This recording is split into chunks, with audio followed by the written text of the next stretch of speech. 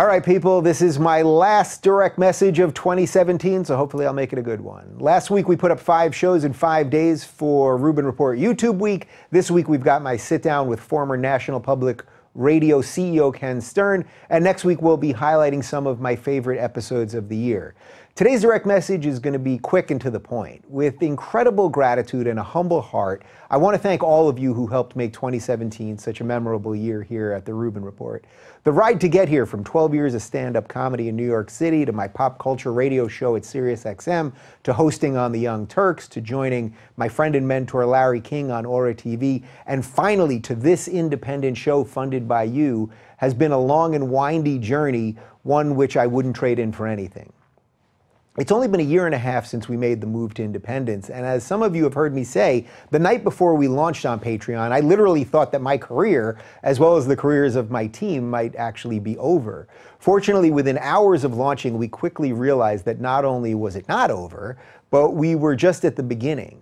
In the 18 months since then, I bought a home in which we built this totally professional home studio. We expanded the team behind the scenes. The show absolutely exploded with almost 400,000 new subscribers. And most importantly, we've continued to have honest, civil conversation that hopefully has left you feeling a little more enlightened and a lot less alone. This year, we did an on-location shoot with Ayaan Hirsi Ali. I interviewed Richard Dawkins in front of a live studio audience in New York City. We helped put important voices fighting for academic freedom on the map, like Jordan Peterson, Brett Weinstein, and Lindsay Shepard. We hosted a conversation on religion and morality with Dennis Prager and Michael Shermer. We introduced you to incredible voices fighting for liberalism, like Yasmin Mohammed and Lubna Ahmed. We also introduced you to some previous guests, like Peter Boghossian, Eric Weinstein, and Gad Saad, all of who are great guests, but more importantly, have become great friends of mine as well. And of course, we also hosted the infamous debate between Blair White and Candace Owens, which got me trending on Twitter for the first time in my life, #SaveDave. Your support also allowed me to take some time off in August to work on my book and take 30 truly life-changing days off the grid. In an age when we never get off our devices, when we're slammed with news about terrorism right after we scroll past a cat video and a picture of your high school friend's kid, you guys gave me the greatest gift I could possibly ask for, a little time to reset and to rejuvenate. And in exchange for you giving me some of that precious time, we made sure to have all new shows for you throughout August ready to roll while we were gone. I've got a long list of people to thank for making everything happen here, but I have to give personal shout-outs to David, to Amira, to Alexis, to Talia, and even to Emma.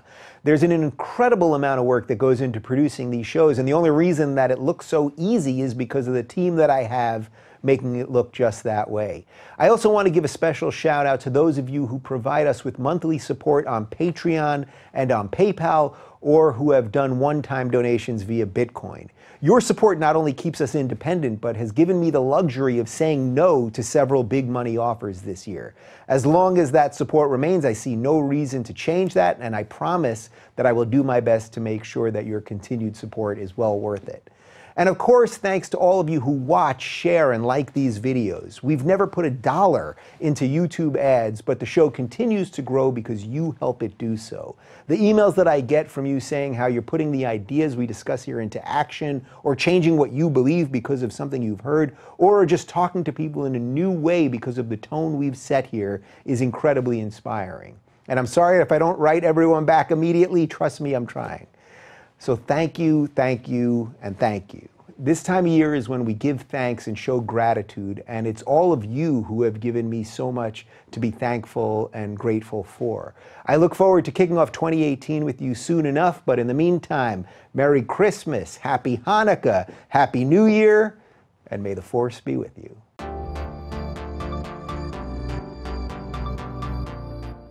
Joining me today is the former CEO of National Public Radio and the author of Republican Like Me, How I Left the Liberal Bubble and Learned to Love the Right.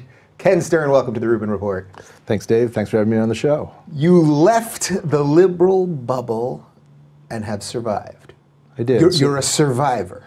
So live on a 94% Democratic, in a 94% Democratic ward in Washington, D.C., 100% Democratic household. Increasingly concerned about this. Does that mean they kicked you out of the house, or well, outside of it's still under debate. Okay.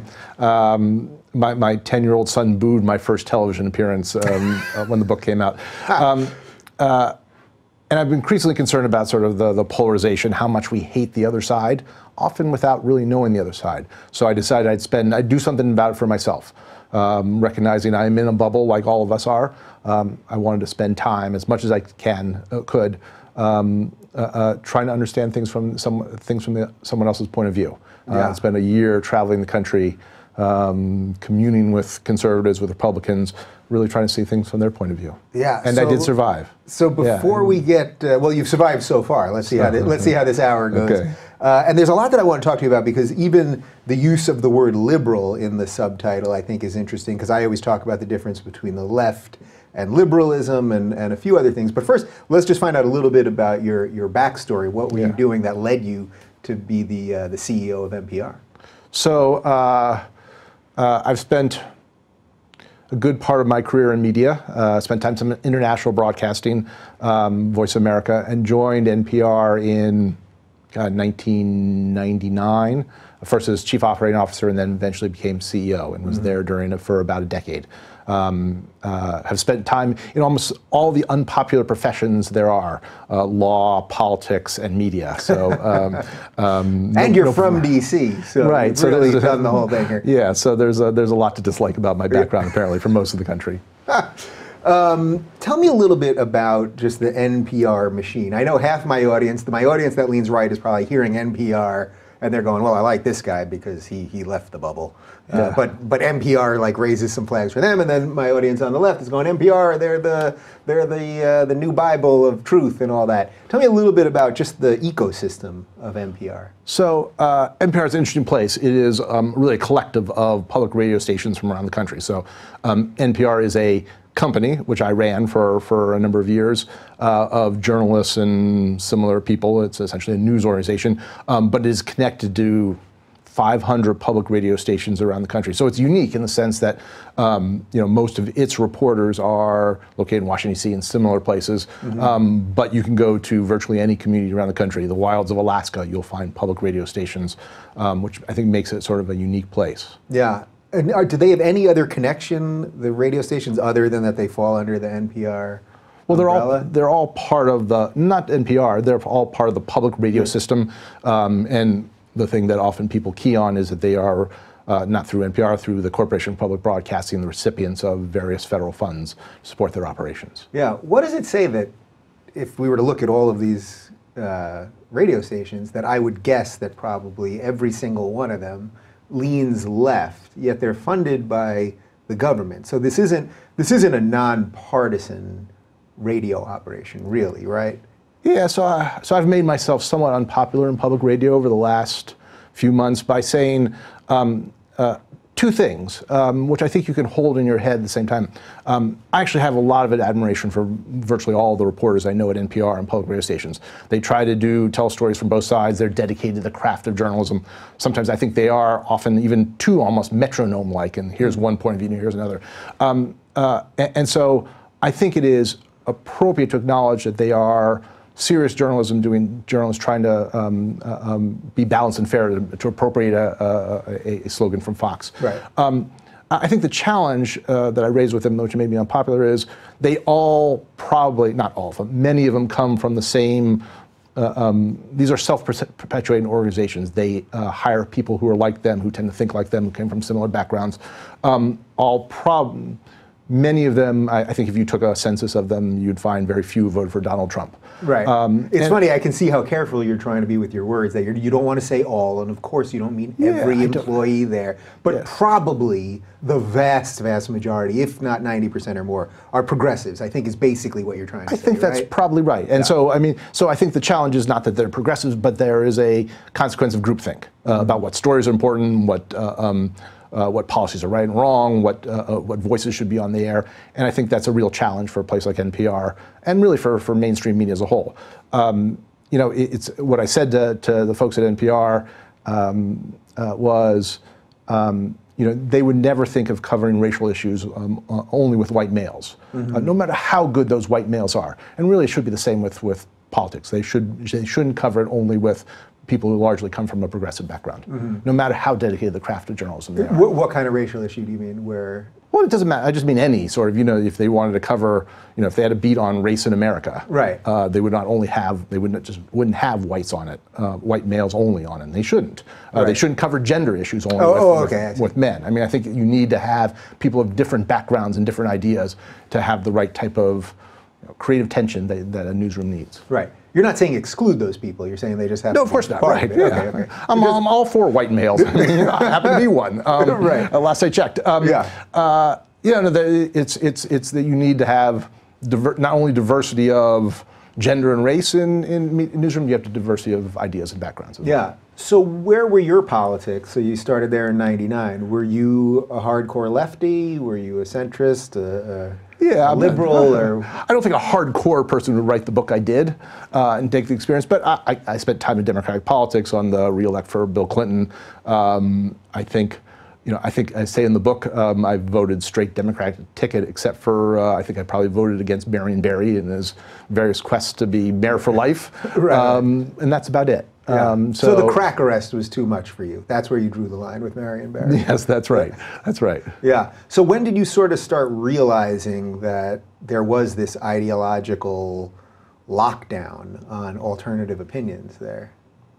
You mean so I think there's an alternative lockdown on ideas generally. Yeah. Let's not make this about NPR or one place, because I think that's unfair, because what has happened in this country is we've all become in our own bubbles, liberals, conservatives, and it's a product of a number of different things that's going on. It's really quite extraordinary. It's we now choose where we live based upon political ideology and try to find homogeneous neighborhoods, politically homogeneous neighborhoods. It didn't exist before.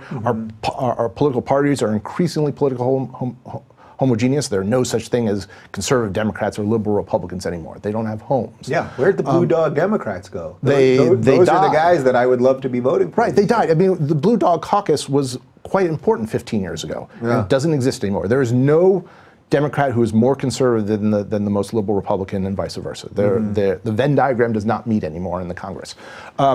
And now we have all of our own media, right? So conservatives can listen to Fox or any other, or Rush or any other place.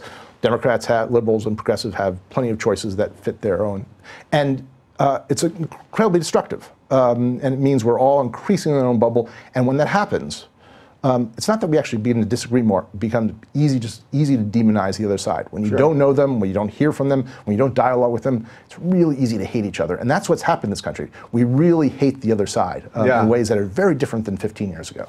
Well, I think that's why I do the show and why you wrote this book. Yeah. But before we get out of the radio part of it, you mentioned Rush. Why does it seem that right-wing radio, so Rush and Glenn Beck and Michael Savage and the list goes on, seems to be commercially viable, gets tons of listens and all that, and left-wing radio, it simply doesn't work outside of what's funded really by the government. So Air America was a catastrophe, right, for example. I don't have a good answer to that, so let me admit up front, I don't think it's a good answer. I'll tell you what conservatives will say.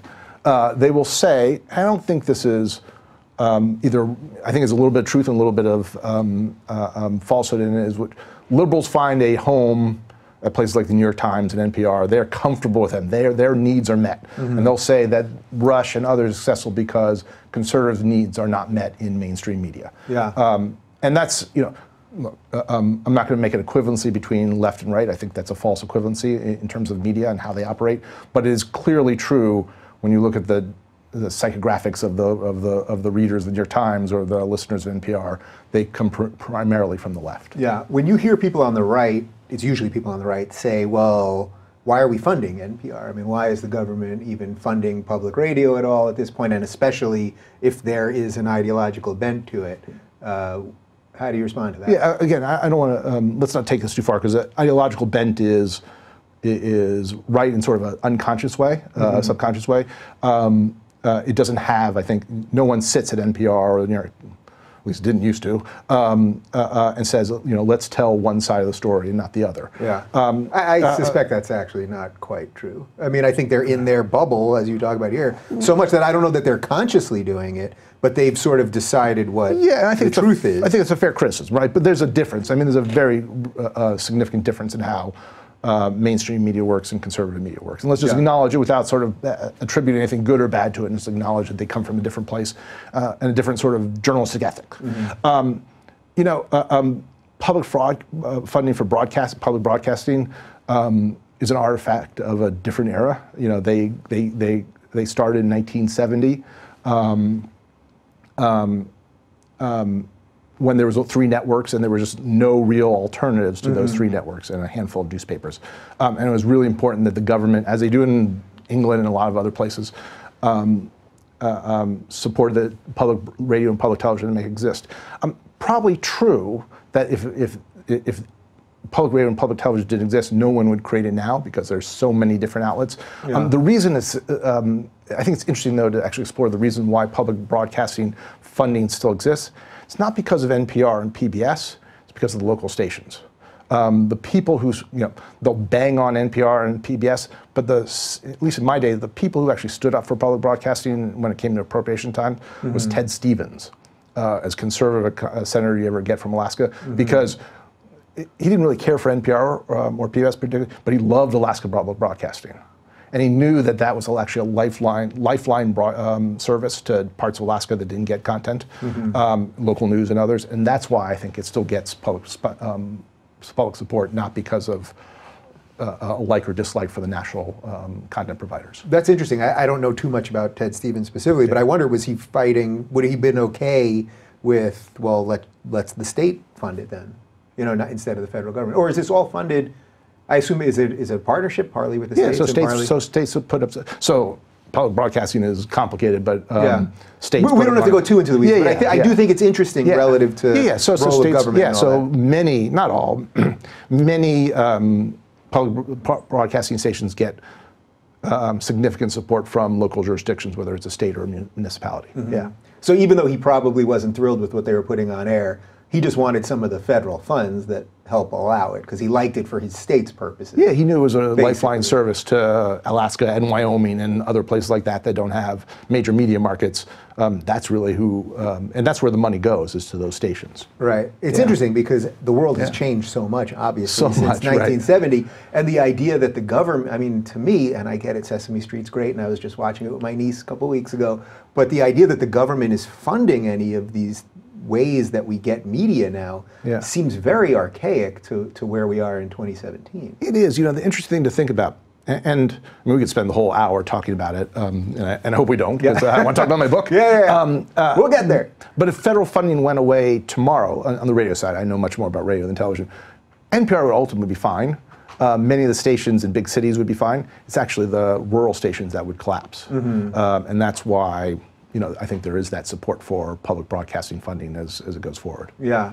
Just generally speaking, do you think that if funding was slowed down or cut or whatever, that wouldn't private people that feel that this is important jump in on that? I mean, that's one of the themes that I talk about here a lot, about how much should the government do, and if the government stopped doing so much, maybe if these things are vital and important, that private people would take on some of the burden. Yeah, public radio, I think, principal support. I'm 10 years out of date, so at least when I was there, the principal revenue came from listeners like you. That's where the largest source of revenue comes from. So, I was the host of a PBS fundraiser in New York City, in Manhattan, many years ago. I gave away some totes and all that, did it for free. So again, I think in New York, WNYC would be fine. They probably hate me for saying this, but I don't know that Alaska Public Radio would be fine because the amount of people to give them money, pretty low. I mean, just the number of people and the wealth available to tap is very different there. Yeah, it's just an interesting dilemma because I could see some valuable stations in these local markets, these small markets, that there's worth to them. And then on the other hand, it's like, why should we be funding all of these things if they can't just exist on their own? It's just an interesting philosophical. It's interesting, and it's actually a good segue because it's one of those issues which I think if conservatives talk to conservatives about and liberals talk to liberals about, they come to very different points of view. Yeah. If you actually talk to people who know and put people together, you actually realize it's actually a fairly complicated, nuanced issue that has no sort of obvious right or wrong answer. Yeah. That's actually true when you go out and talk to people about issues. People actually, in social media, they're angry and mad, but in real life, they're actually pretty moderate. And that's one of the things I discovered in my year traveling the country. Yeah, well, people are always their seemingly worst online and snappiest, and very rarely do that, when you're standing across somebody or sitting across somebody just like this. So let's talk about the word liberal for a second, because the subtitle is How I Left the Liberal Bubble and Learned to Love the Right. Yeah. What does liberal mean to you? So I think that's a catch-all phrase for progressive. I think I'm using that in some type of gross way to describe Democrats, progressive, people of the left. I don't mean necessarily classical liberal as you might be thinking of it. As it meant, because I think today it means it's a catch-all for the left portion of the spectrum. Yeah, it's unfortunate for me because I've tried really hard to show people that if you're a classical liberal and you believe in the individual and live and let live, that actually that has virtually nothing to do with progressives. But even some of my allies now who are on the right always say liberal, liberal, liberal, and I'm like, guys, let's separate liberal from left. But I don't know if I gave it that careful thought in terms of the term. I mean, I think it's a catch-all for the people whose environment I was shared. Yeah. People I lived with, the people I worked with, the people who ran the media organizations that I used. Yeah. Did you find those people to actually be liberal, though? I know this is a little bit about the definition of the words, but did you find that they really, at their heart, were liberal? I mean, that they really were tolerant and understanding, and liberalism in its best sense? Well, good God, no. Yeah. And I think, now I think this gets us to where the book is. Yeah, and I think the thing that's worried me, I'll say two things. One of which is I think that's shared. We're increasingly intolerant of anyone who disagrees with us. It's extraordinarily so. And it has angered me a little bit, sort of wounded me personally, because I've always thought of, like you, thought of liberals, one of the tenets of modern liberalism is tolerance of different perspectives and belief that really we need a diversity of ideas. And there is value in different ideas and value in listening and engaging. That is not a value of modern American politics as we know it. And that sort of wounds me personally, and one of the things that led me to this book. Yeah. Do you remember a moment when you started seeing that more amongst your kind, so to speak? So I'll tell you a story. No, not particularly. I think there are lots of instances, but I'll tell you a story that's got me going on the book. Yeah. Which is a story of my neighborhood in Washington, D.C. I live in this nice neighborhood called Mount Pleasant, 94% Democratic ward. The Green Party candidate outpolled Donald Trump in the last election. It's a nice, diverse neighborhood. We value our diversity, but we don't, and it's always been obvious, we make jokes about it. We never really valued political diversity, obviously so. But it really hit home to me on something called the Hobart Street Pledge. That's the name of the street I live in. It's got a lot of team spirit on Hobart Street. We have lots of block parties. We close the street on Halloween. And our biggest block party is called Porch Fest. And it has a parade, and every year it starts with the Hobart Street Pledge. And I always love the idea of the Hobart Street Pledge, because the kids sort of pledge allegiance to Hobart Street Northwest. Right. And change every year. And one year it went, I pledge allegiance to Hobart Street Northwest, yada, yada, yada. Everyone is welcome on Hobart Street, white or black, gay or straight, man or woman. Everyone but Republicans. And it was a joke, but it wasn't a joke. And I wrote a mediocre article for The Atlantic about it, but it really got me thinking about how have we come to a place where we can value diversity but not viewpoint diversity. And that's, I think, where we are as a country. And let's say, you know what, I'm not all that different. I have the same sort of prejudice against the other side. Let me test that in some interesting ways. So how did you start testing that? So, so that's a challenge. Like, okay, how do you actually see things from the other point of view? So over a course of a year, I did sort of tons of different things. I went to Trump rallies and spent Tea Party meetings and went pig hunting in Texas, spent more time than the rest of my life combined in church, mostly evangelical churches. I got adopted by Assembly of God congregation in Fredericksburg, Virginia. I went to, spent time in working class bars in Youngstown, Ohio, and went to coal mining country. I went on a tour. I thought of all the places I thought I should hate, like Liberty University, and on hunting trips and gun shows in Texas, and really found out I didn't hate them, and they didn't hate me, and that actually, we disagreed on a lot of things with the people I met. But 8 things out of 10 we probably saw eye to eye on when we were actually talking. And that was a real lesson. We're actually surprisingly moderate people. You just wouldn't know it from the media environment that we all live in. So what's it like to show up in these places? How'd you do it? Did you just walk into a church and go, guys, I'm here to make sure I don't hate you. What's going on here? I did. That's exactly what I did. I'm a couple interesting experiences. I went to a evangelical jamboree for evangelical youth, 15,000 of them, called Urbana, in a football stadium in St. Louis. I managed to get an invitation to that, and spent 2 days listening to kids talk about the issues that I want to talk to them about, abortion and gay rights, but they want to talk about Black Lives Matter. They want to talk about refugees, how to help them, not how to keep them out. And it's a little bit of a preconception destroying experience. And then I went to churches. So I emailed Pastor Steve. So I'll actually tell you how I ended up with Pastor Steve. So I had a rabbi. That's maybe not the right term when you talk about evangelicals, in the evangelical community guy, a professor at Washington University Law School named John Inazu. And he said, I told him, I went to one of the big evangelical mega churches, and I sort of proudly told him about it. He said, well, that's great, but you need to go to an you need to go to an Assembly of God church, with 50 members to really see the real heart of evangelicalism. Like, where the hell am I going to find that? I live in Washington, D.C. And I Googled evangelical churches in Washington, D.C., somewhat, in sort of desperation. It turned out there were like 100 congregations within 50 miles. And I had no idea about it. So I randomly picked one, had a service time that appealed to me, and emailed Pastor Steve and said, I'd write a book, I'd like to come. He was a little hesitant, but he opens his door to everyone, and I probably went down there half a dozen times in Fredericksburg, Virginia. And it's interesting, Pastor Steve and I actually have almost the same sort of biography in some ways. We were the same age, we were born in the same area, had very different paths in life, but we actually both have a wife and one son who happens to be the same age. We had a lot in common, very different thoughts on life and what's important, but a lot in common, When I think of Pastor Steve, I think of someone who I really admire, and when people betray everyone on the right as deplorables, I think of Pastor Steve and a lot of other people I met, and I know that description is just flat wrong. Yeah. So you go to the churches now. Were you just sort of watching from the back, or did you actually, beyond the pastor? I mean, did you start interviewing people? Did they know you were writing a book? Yeah. They were kind enough to actually put together focus groups. So like the second time I went, Pastor Steve put together like 10 members of the congregation.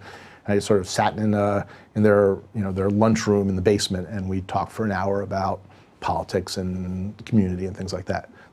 People were actually extraordinarily welcoming. That's one of the other things. They wanted to talk. They feel, a lot of the people want to talk about media. I mean, just like you did. Because they feel locked out. I mean, I wasn't there talking about media. I was there to listen. But they feel locked out from the national media and that frustration. I was a good person to express that frustration to. Yeah.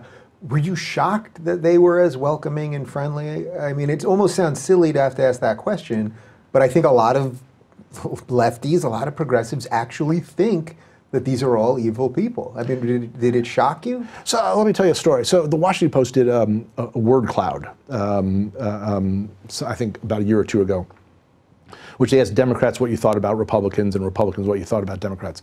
And then they sort of put it up visually. And all the words on both sides were terribly nasty. And Democrats thought Republicans were bigoted, cheap, selfish, racist. And that was 2 years ago. I'm sure it's much worse now, right? Right. Those are the nice words. Those are the good old days, yeah. So I sort of challenged myself. Like, I didn't believe that, but I sort of believed it. Yeah. What were the words, though, that Democrats said about Republicans? Do you remember? Those were the racist. I'm sorry, the other way around. That Republicans said about Democrats. I don't remember. But they were all unflattering. I think stupid, intolerant. Libtard was probably. Yeah, right. Snowflake. It was all before that, right? Okay. Before that whole lingo. I learned that lingo from Breitbart. Yeah. So I had to admit to myself that somewhere, deep down, I probably had those, let's call them prejudice, because they're not accurate. And I sort of carried me with them even as I was trying to be open-minded and open-hearted in the journey. So, it didn't shock me that people were people, and they cared about the same things I care about and wanted to talk. But I also know that it was preconception busting, if I have to be perfectly honest about it. Yeah. So give me another anecdote or two of wandering around, things that sort of hit you that became sort of the seminal moments in this. Yeah, so I wanted, again, sort of the challenge of what do you do to sort of be in the shoes of a conservative? It's not like, you can watch Fox and you can read Breitbart and do a lot of different things, but how do you experience it? So, NASCAR races. But one of the things, so I read an article in the Washington Post. Apparently I still read the Washington Post. And it had a quote from the head of Heritage Foundation Action, who said, the people in the Acela corridor are missing the awesomeness of America. I said, that's right, that's me. I'm in the Acela corridor. I need to find the awesomeness of America. So I knew Tucker Carlson a little bit, and I went to see Tucker, who I know well, and I said, all right, tell me how to find the awesomeness of America. You should know, even though he's from the same Acela corridor I am. And he said, sort of puzzling, then he started, you should go pig hunting in Texas. I said, all right, I'll go pig hunting in Texas.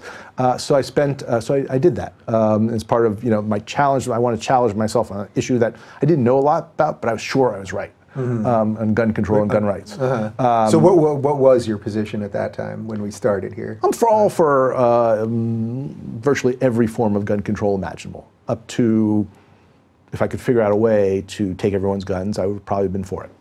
That was your previous position? That was the previous position. All right, now we'll get to your, so then you have this experience. So I went hunting, pig hunting in Texas and learned out, some people should have a gun and some shouldn't, and I'm on the shouldn't side because I'm more dangerous. But it's in the morning. Was it your first time actually holding a gun? My first time holding and shooting a gun. I went to a skeet range in Prince George's County the week before to test it, but essentially that experience was the first time. In the morning, I ended up with a 3-generation family from Georgia. Isaac, CJ, and Paps, the grandfather. And I ended up actually with Isaac, who was at the time 8. It was sort of my hunting companion. And so it was sort of, he was the mentor in that, because he knew how to hunt and he was sort of gently guided me through the hunting process. And we had a great time together, and we told stories of hunting, even though I didn't have stories of hunting, and he wanted to tell how he shot the shit out of pigs the previous day. In the afternoon, I ended up with what I call sort of a demographic version of a bar joke. A black guy from Houston, a Hispanic former soldier, and a Serbian immigrant, and me, a Jew from Washington. We were the hunting group. Yeah. And we had a great time. We talked about guns and their community and why they cared about guns, and it's a great experience. And I also called up John Lott, the conservative economist, and said, all right, convince me why I'm so wrong. And he did. I mean, when you talk to real experts and you talk to real people and real experts, you better be open to learning a little bit. And I did learn a lot. Yeah. All right, let's pause on economics for a second. It's so funny as you're describing this. I mean, basically you're writing the plot when you do the screenplay on this to City Slickers 3. I mean, you're Billy Crystal, and he has to go pig hunting this time instead of wrestling Bronco busting. Right. Yeah, exactly. Right. So you have these experiences. You seem to like the people.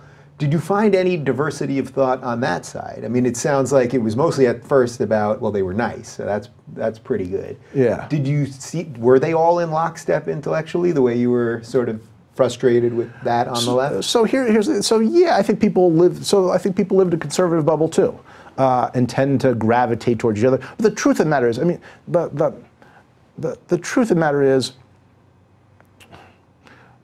most people don't actually spend a lot of time thinking about these issues. I mean, the media is saturated. My hometown, the swamp of Washington, is saturated. 90% of the country is not spending their time worried about the details of the tax bill or whether Jerusalem should be the location for the American embassy in Israel or not. They're worried about the community, they're worried about family, they're worried about the Youngstown State football team more than they are worried about that. And part of the sort of, I think, the fallacy of modern media and political insider is that the belief that everyone cares about the same things we do. They don't. They're really cared about their local issues and their family matters, and that's really what they want to talk about. And the charge like I hear from a lot of my liberal friends or progressive friends that everyone who voted for Trump is, either agrees with Trump or is a racist like Trump or whatever. It's not true. I mean, people just don't pay attention on the same levels that I do, that you do, and others. And I think a lot of the conversations showed diversity of thought because most people don't actually spend a lot of time thinking about it. And when you actually talk about, are you for gun, people don't fall neatly into, are you for guns or are you against guns? They actually tend to gravitate towards the middle when you actually start talking about, is this a reasonable gun control idea? Is this do you really want to confiscate guns? People gravitate towards the middle in real life, just not in the media world. Yeah, so let's talk a little bit about your evolution then. So as someone that was pretty radical in a certain sense on guns beforehand, I mean, you were saying almost get rid of them. Yeah. Now you go out, you're hunting pigs in Texas with an 8-year-old. Yeah. Then what happens? So eventually I came to the conclusion, so I came not an acolyte of John Lott, because that's not correct. I criticize some of his work in my book. But I was persuaded by sort of the effectiveness. So John Lott he's not a gun rights guy, he's a public safety guy. And the challenge he put to me was, explain to me how so many of these gun control measures that you believe are fantastic actually would change things. And as I dived with him and then separately into the data and understood that, how these things actually work, it actually taught me two things. One is that most of the things that people stand up for on gun control don't actually work. Meaning the laws themselves don't. The laws themselves, or the proposals for further restrictions on gun use, generally won't have any impact. And secondly, I think even more importantly, people have forgotten that the murder rate with using guns in this country has fallen half over the last 20 years. As we've been arguing over here about gun control or gun rights, we've actually been extraordinarily effective in terms of driving down gun homicides in this country. It has nothing to do with that debate. It has to do with better policing, economic opportunity, attacks on drug gangs and things like that. And there's actually a lot of learning. And if we really cared about the ultimate outcome, we'd spend a lot more time figuring out how to do things like Boston did on the pulling levers program, and less about this argument about whether, wait a minute, do you need an assault weapon ban? Because that actually has relatively little effect, if any. Yeah. So when people are talking about guns, to me, this is one of the ones where we've really cordoned ourselves off. We're almost at the place of ban or everyone gets a bazooka. I definitely fall more on the side of, I strongly believe in the Second Amendment, and I don't think that the murders that we have necessarily are gun issues. I mean, even the guy, to your point about the laws, the guy last month that shot the church in Texas, it was illegal for him to get a gun. Right.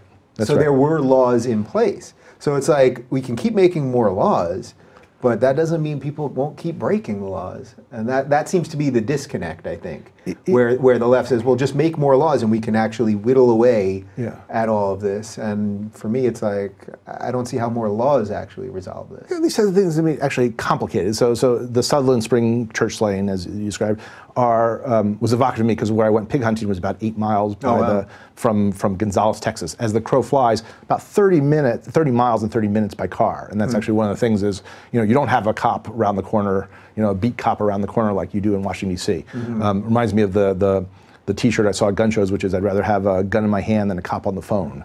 But it's evocative because it has so much. It sort of bottles up so much of the challenge, which is we clearly have a problem. Look, we have a mass shooting, and more importantly, we have urban shootings every day. And we, even though we've had successes, we still are we have far more violent society than other similar situated countries, say in Western Europe. Yeah. For people that want to know a little more about that, I mean, just Google how many people were shot in Chicago this past weekend. Yes. I mean, they keep a running tally, and it's insane. And that has nothing to do with assault weapons or registration laws, because it's almost all handguns and almost all guns obtained illegally. So we have a problem. So let's all acknowledge that there's a really horrible public policy problem, but nothing that we talk about actually would solve it. And in Sutherland Springs, you have a guy who got his gun, shouldn't have got his gun, and then he was ultimately corralled by a private citizen who lawfully had a gun and probably potentially stopped worse killings. So it's a complicated issue, and I think because we're all in our our own bubbles, talking to each other, we miss the nuance and don't really try to solve the problem because it's solvable. We've actually solved it in some ways. So obviously you had an evolution on guns. Yeah. Was it just like knocking down dominoes once this happened? So give me a couple of the others that you evolved on. So the way I structured the book is I took a number of issues which I acknowledged up front I wasn't an expert on, but sort of a sense that I was on the right side of history. And I sort of built the book around that. So guns was one, climate change was another, poverty Let's programs. do climate change. Yeah. So climate change is where I learned to hate everyone. I was just going to say, no matter what you say right now, we're both going to get a tremendous amount of hate. And truthfully, probably should. I mean, I learned to hate sort of the conservatives, the Republican Party, who I think has diminished itself by ignoring science, that is awfully clear. And learned to hate the Democratic Party, which has sort of then taken established science and then described, I think policy results that probably aren't going to be very effective and often are essentially go at the weakest in society, the people who can least afford the result of higher energy prices or the shutdown of coal mines. I spent time in Pikeville, Kentucky. I'll tell you, the world looks a lot different if you're in Pikeville, Kentucky, watching the local coal mines close. I mean, Appalachia has been an internal colony in the United States for 100 years. And they found a reasonable semblance of middle-class life through coal mining. And then to have sort of the outside power say, wait a minute, what you're doing has too much externalities, you're out of business. Really a very destructive thing. Complicated because, of course, it was probably natural gas that drove a lot of the coal mines out of business, but not feeling sort of one of the reasons people are angry is because they feel like they've been abandoned by their political leaders, and I think it's to a certain extent it's true. Yeah, and Trump went right to that during the election. I mean, he made a major play to that. So when you were talking to some of these people about climate change, did you feel that? Now I'm going to go on the assumption that most of them, didn't believe in it in the conventional sense.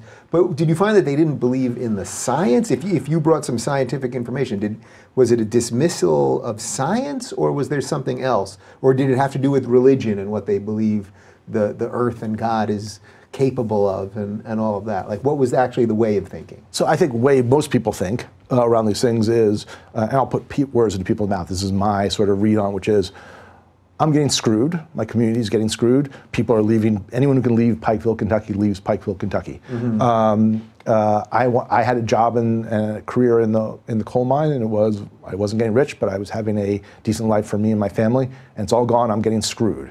I think once you recognize that, everything else sort of follows behind that. So it's it's government's fault. It's science's fault. I think people are angry and then they can reason anything behind that. And I think that's the story. That's interesting. So it's sort of a visceral reaction because of their day-to-day life having nothing to do with the science. So for example, like when Hillary Clinton during the campaign said something about closing down all the coal mines, even if you gave them the greatest scientific study in front of their face, with lockbox proof, well, it's irrelevant. Well, I mean, look, the Trump's victory is there are a number of reasons for one, but one is doing better among the white working class, whites without a college degree.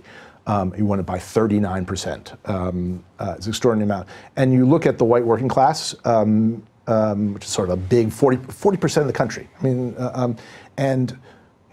income down, life expectancy down, opioid addiction up. Belief in the future, sort of, what do you think? Will your kids have a better life than you? Way down. And that's a group of people who are on a 30-year losing streak. I mean, that's the story of a big chunk of America, and a lot follows from that. Politics doesn't drive that. Politics follows from that. I remember taking, I think it was an AP history class in 8th grade. It was either 7th or 8th grade, and I remember the teacher telling us that we were going to be the first generation to not do as well as our parents. Oh, interesting. And I remember the way that stuck with me. Like it felt like the weight of the world. What a horrible thing. Like, I grew up, we were fine, but I wanted to be more or better or whatever that means. I just remember thinking it's just such a depressing thing to have to hear. That your kids are going to have it worse than you, or you as the kid, you're going to have it worse than your parents. Like it's so reverse of the way the American dream is supposed to work. Yeah, so it's interesting. So I'm older than you, so I probably heard it, more years than I care to mention earlier than you. But people didn't say that. I mean, there's an unstated or maybe it's stated belief that every generation will be wealthier, taller, better looking than their parents, that we'll have it better. And that's what your parents, I'm working so that my son Nate can have a better life. And that's sort of a core of the American dream. And to see, and it's not just the white working class, there are other parts of the country, and it just happened to be where I spent time with in this book, see parts of the country proven that American dream is not right, is a painful indictment of our system. And on the left side, that's sort of the attack on the 1%, but on the right side, it's belief that government society has left us behind, and the establishment has forgotten us for their own good. And Donald Trump, as you said, went right into that and won that argument. Yeah, so on the climate change one, so how do you resolve those two things then? So if you have people that are just dealing with the immediacy of their lives, their jobs, their family, and then you have science that seems to be settled. Yeah. But those things cannot come together because these people have to worry about their lives now, not the planet in 100 years or whatever. Yeah. And at the same time, what you were saying is that the Democrats, often their policies related to this hurt those people the most because you raise costs for alternative energy and all that stuff. Yeah. Well, so how did you evolve on this? Like, where do you find yourself in this discussion now? So I think I've become more so, I haven't become more skeptical about the science. I haven't, no, Yeah. no, not at all. But I've become more skeptical about the government's solutions to the problem, and the belief that government by fiat is the right way to deal with this. And so I've sort of come to believe that, if you actually look at how other governments have dealt with it, often badly, like in Germany. No one talks about the fact that we're actually doing better in the US on climate change because of the natural gas revolution. We're here in LA right now. If you walk outside with a plastic bag, they'll shoot you. We have cops on every corner. Right. Snipers literally will take you out. It's a dangerous place. The solutions that are offered, some global solutions aren't necessarily the best ones. The things that have actually been effective in the U.S. are fracking and the natural gas explosion, figuratively, not literally. That's what's that actually will be clipped and used. That's actually, that's what's driven coal out of business. That's what's actually driven down the carbon curve in the United States, not government fiat. The innovations in the electric car market, often driven by government subsidy, so let's recognize that. But it's the innovations of places like Tesla that I think hold prospects for the future. And government's job should be not to do it by fiat, but actually to encourage innovation and change. And I've just become skeptical towards sort of the view that we have to do it one way, because those one ways don't often work. And that's made me skeptical actually towards both sides. I've actually come back, I'll just say, people ask me, so I was a Democrat, I registered as a Republican for the year, I was going to commit to the bit, and I didn't know what would happen when I came back, and when I came back I re-registered as an independent. And I actually think, I think both parties are kind of selling us out. Yeah. And that there's actually much more possibility in a dirty word, which is compromise. Yeah, even that choice though of which way you're going to register, although I'm a big states' rights guy, it creates a problem because in some states you then can't vote in primaries. Sure, right. Which is an inherent problem. And I would always leave that to the states, but not everyone has that luxury in states that don't allow you to do that. Well, I tell people I now have the most useless vote in America. I live in Washington, D.C., right? So it's only going to be the Democrats who get elected. And I don't even vote in the Democratic primary. So my vote is pretty useless. What does it tell you that D.C. area is so ideologically one way, and that way at the moment is in direct conflict with the way that the administration is? Yeah. Like, how did all the apparatus around D.C., is it just because, generally speaking, Democrats and the left want bigger government and everyone there is working for the government, right? Yeah, it's an interesting question which I haven't given entire thoughts to. But I think, look, I think I would say two things. One of which is, naturally, I think people who believe in government and the effectiveness of government gravitate towards Washington D.C. It makes sense, right? Just from a life, a life goal perspective. If you believe in government and the power of government to solve problems, sure, you want to be in Washington D.C. That's a place you want to be. Also pretty hard to get fired from the government. So if you're pretty inept at your job, it's a good place to be too. I think the other thing is, we've actually done pretty good. I think if you're asking yourself, if you're conservative now, Do you want to listen? Do you want to move to Washington, D.C., the place that you believe is a swamp, where you know everyone around you is going to think differently from you? The answer is we're now self-segregating. I mean, conservatives move one area, Democrats move another. And you can even see it on a micro level within D.C., the greater D.C. area. But like in Texas, if you're a liberal and move to Texas, where do you go? Austin. Yeah. Right. And then you got then conservatives move to the rural areas, Dallas and stuff. I mean, it's a very interesting segregation that we have going. It's called the Big Sort, and it's real. Yeah. All right, so guns, climate change. Give me one other. So I spent a lot of time on poverty programs. So, I'm born in 1963, grew up in a sort of Roosevelt Democrat household, believing in the Great Deal and the Great Society. And I sort of wanted to dive into poverty programs and their effectiveness, believing that society's obligation to make opportunity for those who need it most. And I came away, I think, skeptical, still believing in sort of the importance of that principle, but skeptical about, I think, sort of established nostrums on the left about the effectiveness of the poverty programs. We spend $1 trillion a year. Even poor people don't actually believe that they're effective. Right. No one actually in this country believes they're effective, and yet government spending on poverty programs, broadly defined, has gone up every year through Democrat and Republican administrations alike, every year since the Great Society in 1968 or whenever it really started. 50 years going up, and the poverty level hasn't changed a bit. So how much of that do you think is just lazy thinking? Like getting it away from politics for a second. It's just always easier to be like, there's a problem, throw more money. It's a problem, throw more money. Or it just sounds bad. There's a problem, we're going to take money away. Like that just sounds evil, you know? But so it's not even political per se. It's just not clearly thinking about the issue itself. Yeah, so I think there's two things. Which is, guess what? These things are hard. I mean, society's ability to sort of solve these things are proven, wrong time and time again throughout history. The second thing is, I think we have an exceptionally short-term memory. We tend to look at things in almost like monthly slices without looking at the long-term history of things. So I think, the idea of we should put less money into poverty programs or rethink them doesn't make sense on a day-to-day basis, but if you look at it over 50 years, you probably start thinking maybe we need to rethink some of these things. And I sort of had this thought again when, when President Trump rolled back the Bears Ears National Monument. Whether you agree with it or not, I mean, the diction from the environmental community that this is a destruction of the American landscape and betrayal of our cultural and environmental heritage. Well, that didn't exist. The Bears Ear didn't exist, 10 months ago. We still actually have a bigger dedication of land than we did a year ago.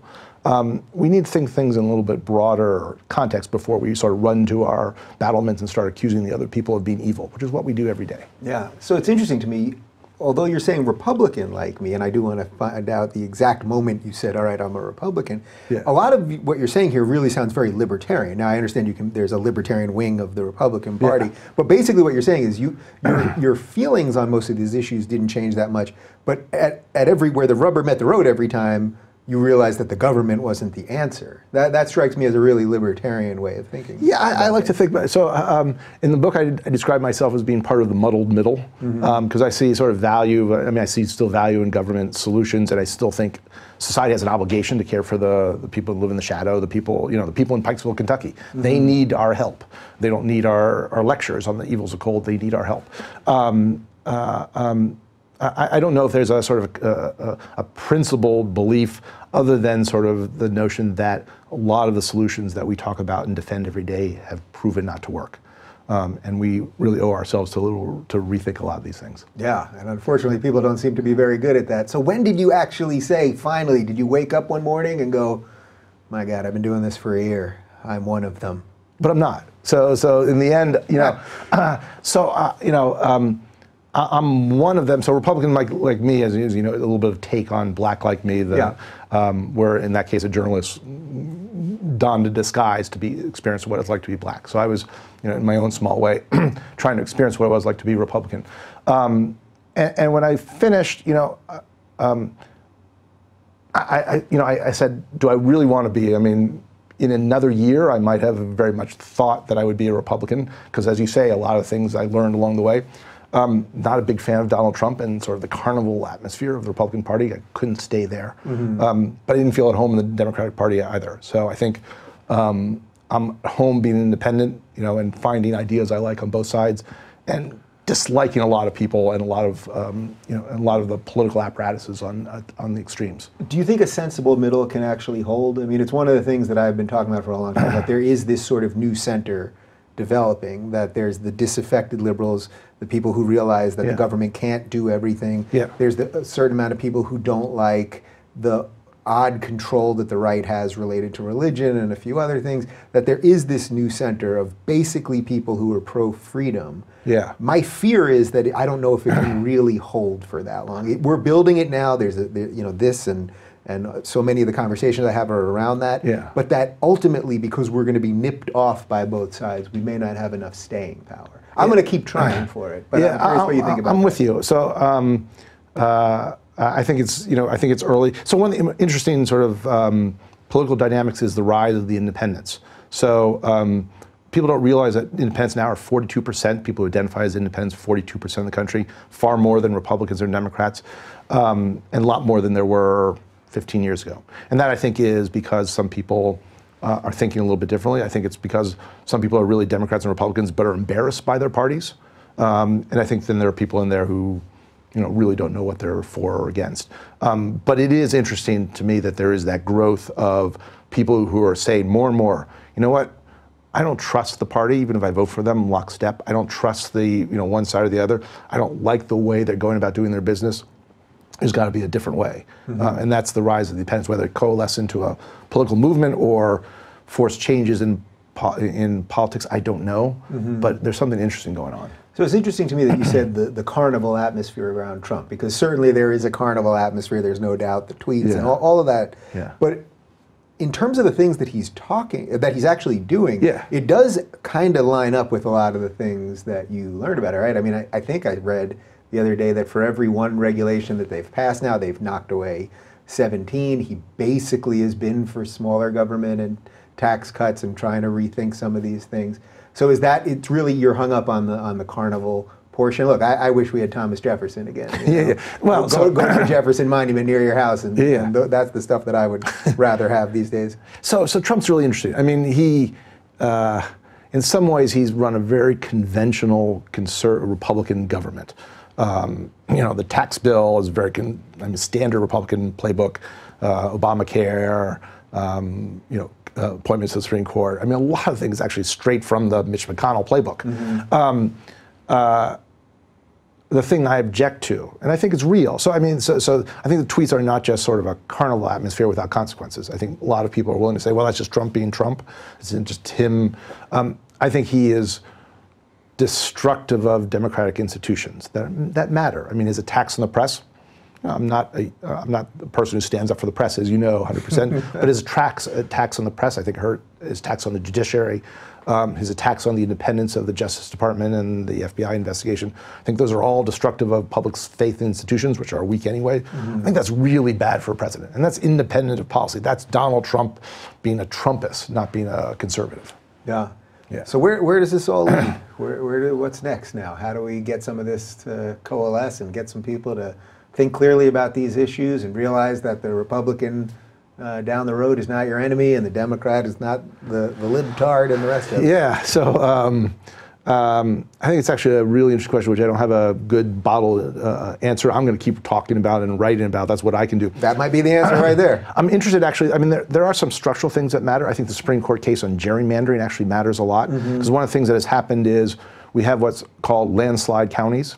A county in which one party essentially controls it wins the election by 20% or more. Basically, it's a one-party county. 10 years ago, we had 1,100 of those counties. This past election, we had 2,500 of them. We've essentially forced it in a way that it's one-party rule in most parts of the United States. And when that happens, well, then you don't talk to each other. You don't compromise. You don't need to. And you're essentially fighting whatever wing of the two wings of the party are fighting each other. That's what the politics are. That's destructive, and I think the Supreme Court has a once in a lifetime opportunity to start pushing us backwards towards a more balanced political environment. Yeah, I need to do a show on gerrymandering because it really is one of the most important, especially if you care about local politics, which is really where it matters. Yeah. It's one of the most important things. It's just one of those topics that never gets traction. It's not sexy. People look at a map and they're going, oh, you're going to shift this line here, and it's like nobody gets riled up about that, unfortunately. Well, but it goes to the essence. I mean, it really goes to the essence of which is political dialogue. I mean, you can all dislike Congress, but ultimately, its job is to compromise and to find solutions that enough, half the people can get behind. And right now, it's only the Republicans. Literally, you have the Democrats sitting there saying, "I'm going to vote no on everything," and the Republicans trying to hold on to their majority. That's one party rule. That's not the two-party system that I know and we need. Yeah. And until we actually sort of structurally figure that out, I'll write a nice book. Hopefully it sells some books, but things won't change, I think, in a meaningful way. Yeah. As a general rule at this point, I sense you'd be for scaling back all of this and just stop giving these people so much power, right? These people being government, just in general, that they just shouldn't have as much power. If their solutions aren't really working, then why should they have that much power? So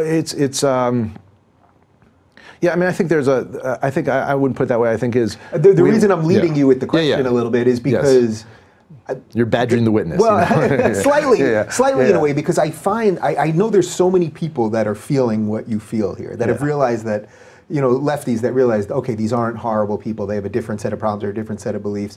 Well, then what is the only answer is that the government should just let us live and let live more, in my estimation. So that's why I'm leading you. I think the government should be obligated. So, but perhaps we'll do this in a year from now, and who knows? Who knows?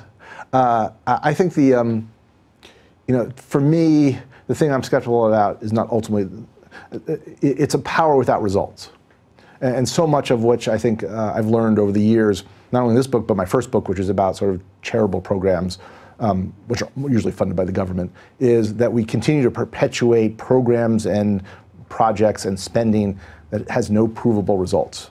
They sound good, but problems are hard. And what we keep doing is we keep layering one thing on top of the other till we have this large, unwieldy, ineffective government. And I think that's what we're at today, and part of the reason for our disconnects. Yeah. I'm curious, what was it like in your bubble once the book came out and you were on television and the internet talking about these things and going, these guys aren't so bad? How'd your bubble treat you? It's mixed. So it's mixed. I'll tell you sort of three different reactions, one of which gives me hope.